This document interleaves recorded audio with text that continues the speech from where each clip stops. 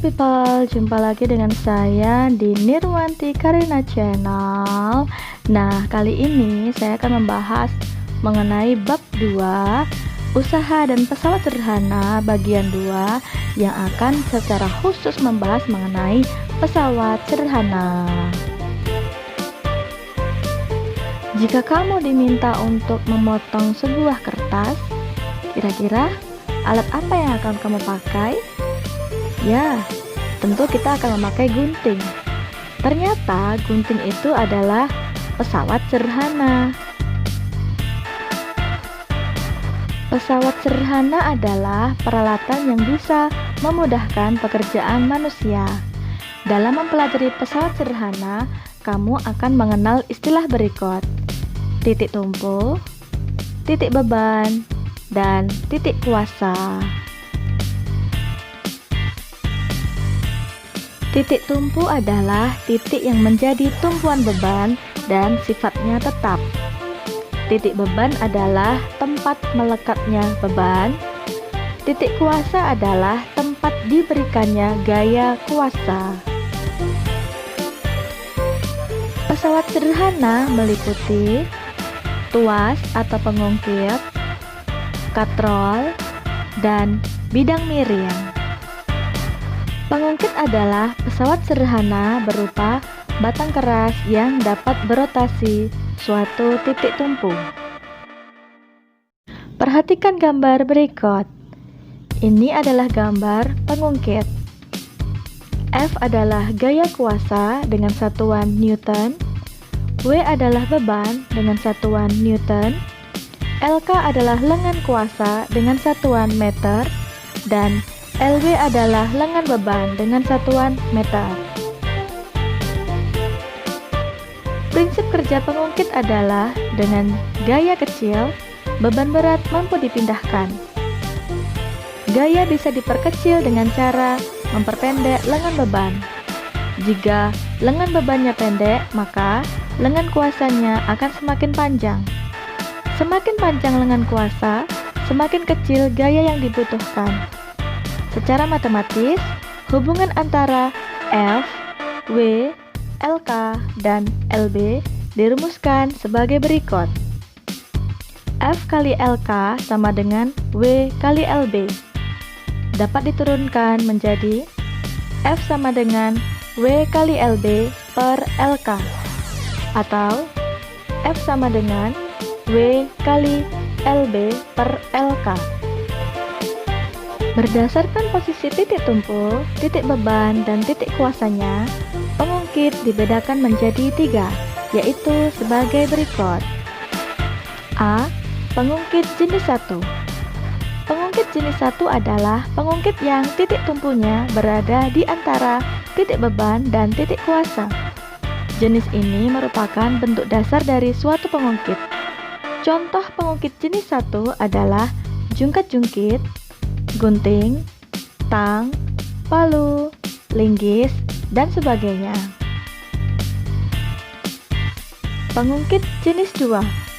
Suatu pengungkit dikatakan berjenis 2 jika titik bebannya berada di antara titik tumpu dan titik kuasa. Contoh pengungkit jenis 2 adalah gerobak dorong, pembuka tutup botol, pemecah kemiri, dan sebagainya. C. Pengungkit jenis 3. Pengungkit jenis 3 adalah pengungkit yang memiliki titik kuasa di antara titik beban dan titik tumpu. Contoh pengungkit jenis 3 adalah pinset, alat pancing, stapler, lengan saat memegang benda, dan sebagainya. Saat menggunakan pengungkit, sebenarnya kamu sudah mendapatkan suatu keuntungan.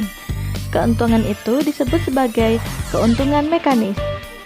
Secara matematis, keuntungan mekanisnya dirumuskan sebagai berikut.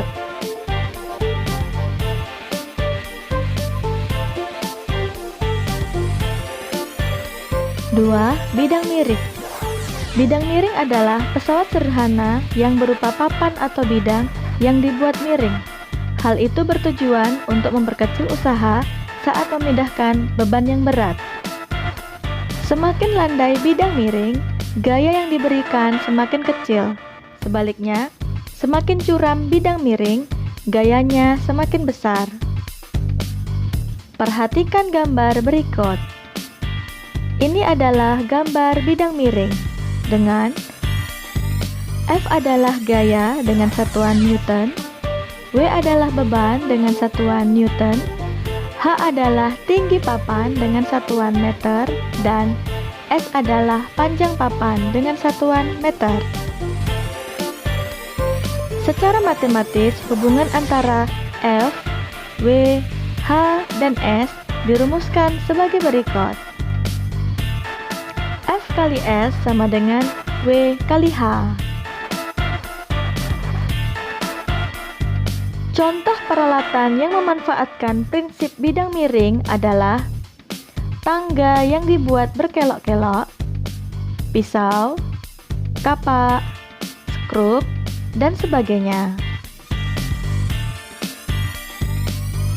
Keuntungan mekanis yang akan kamu dapatkan saat menggunakan bidang miring dirumuskan sebagai berikut.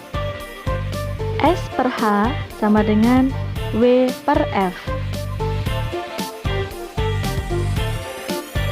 3. Katrol. Katrol adalah pesawat sederhana berupa roda beralur yang dikelilingi oleh tali.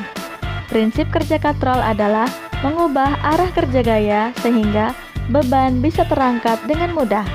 Ternyata, katrol memiliki kesamaan dengan pengungkit, yaitu terdiri dari titik tumpu, titik kuasa, dan titik beban.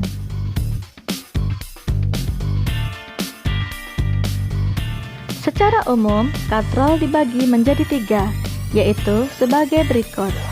1. Katrol tetap. Katrol tetap adalah katrol yang posisinya selalu tetap saat digunakan. Contoh katrol tetap bisa kamu lihat pada gambar berikut ini. Berdasarkan gambar tersebut, O berperan sebagai titik tumpu, B sebagai titik beban, dan A sebagai titik kuasa. Dengan demikian, OB adalah lengan beban dan OA adalah lengan kuasa. Katrol jenis ini biasa digunakan sebagai pengerek timba di sumur. Keuntungan mekanis katrol tetap dirumuskan sebagai berikut. Km sama dengan W per F. Oleh karena besarnya gaya kuasa digunakan sepenuhnya untuk menarik beban, maka F sama dengan W. Artinya, keuntungan mekanis katrol tetap bernilai 1. 2. Katrol bergerak. Katrol bergerak adalah katrol yang ikut bergerak atau berubah posisi saat digunakan. Contoh katrol bergerak bisa kamu lihat pada gambar berikut.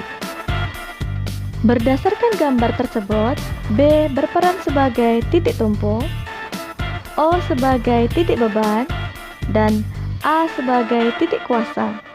Dengan demikian, BO adalah lengan beban dan BA adalah lengan kuasa. Keuntungan mekanis katrol bergerak adalah 2, karena beban ditopang oleh 2 tali.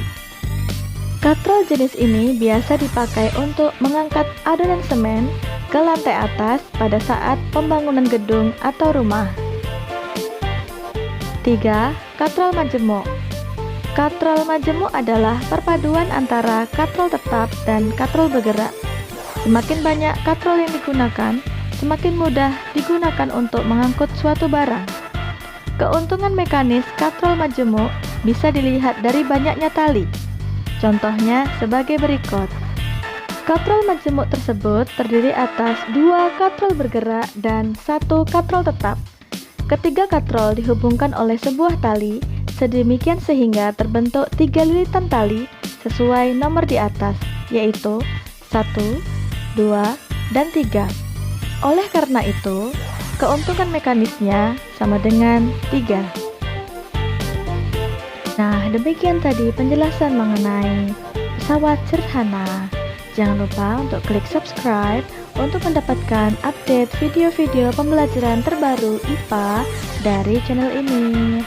Terima kasih.